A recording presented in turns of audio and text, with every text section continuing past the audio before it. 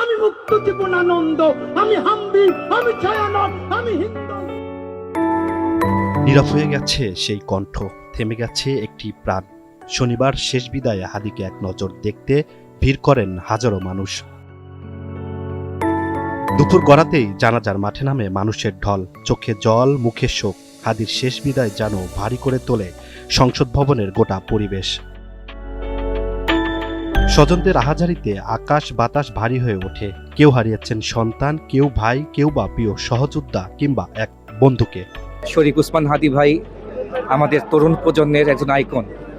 তার এই অকাল শাহাদাত বরণ শুধু তার পরিবারের জন্য না, সারা বাংলাদেশের জন্য অপূরণীয় ক্ষতি। লক্ষ লক্ষ মানুষ আজকে ওনার জন্য কাঁদতেছে, পুরো বাংলাদেশ কাঁদতেছে। উনি এমন একজন মানুষ, কারণ হাদি ভাইকে বলতে পারবো না, আমার মনে এমন কোনো মানুষ নেই যে ওনাকে ভালোবাসে না। আজকে এত লোকের সমাগম, এটা হইলো যে এই লোকগুলা বাংলাদেশের পক্ষের মানুষ।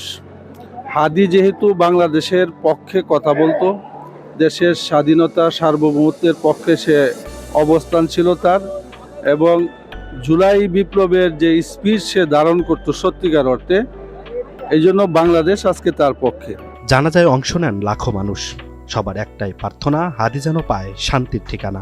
আমাদের বর্তমান পরিস্থিতির জন্য হাদি ভাই অত্যন্ত আমাদের প্রয়োজনীয় একজন লোক ছিল, যে আমরা হারাইয়ে আমরা জাতি অত্যন্ত সুখ সন্তপ্ত। এবং আমি অনুরোধ করব হাদি ভাইয়ের পরিবারের সমগ্র দায়িত্ব সরকারকে নেওয়ার জন্য। যারা আসামি সবাই চিহ্নিত হয়ে গেছে, আমি আশাবাদ ব্যক্ত রাখবো সরকার অবশ্যই আসামিদের দ্রুত গ্রেপ্তার করবে। শেষবারের মতো ঢাকা বিশ্ববিদ্যালয়ের মসজিদের পাশে চিরনির্দয় শায়িত করা হয় ওসমান হাদিকে।